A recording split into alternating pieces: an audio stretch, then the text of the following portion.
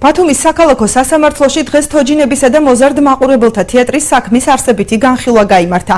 მოსამართლე დავით მამისეიშვილმა მხარეებს მათი უფლებები და საქმის არსი გააცნო.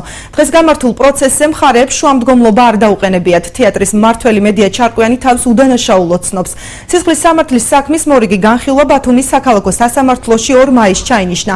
შეგახსენებთ, რომ თოჯინებისა და მოზარდ მაყურებელთა თეატრის დირექტორს მედია ჩარკვიანს სამსახურეობრივი უფლებამოსილების ბოროტად გამოყენებასა და სახელმწიფო ბიუჯეტის კუთვნილი დიდი ოდენობით თანხის მითვისების ხელშეწყობის გამოედავებიან.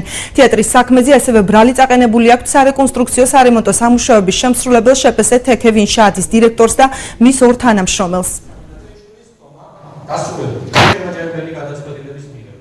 ნუ წერთ.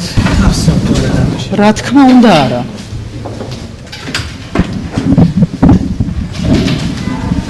Ხევანდელ სასამართლოს თომაზე ბრალდებულებს განემართათ მათი უფლებები, ასევე სასამართლომ გაიგო მათი პოზიცია. სამივე ბრალდებულმა თავი არ ცნო დამნაშავედ წარდგენილ ბრალდებაში. ჩვენი პოზიცია უცვლელია. პროკურატურის მიერ წარმოდგენილი ინფორმაცია არ იძლევა იმის საფუძვლებს, რომ აღნიშნული პირები დამნაშავედ იქნენ ცნობილი წარდგენილ ბრალდებაში.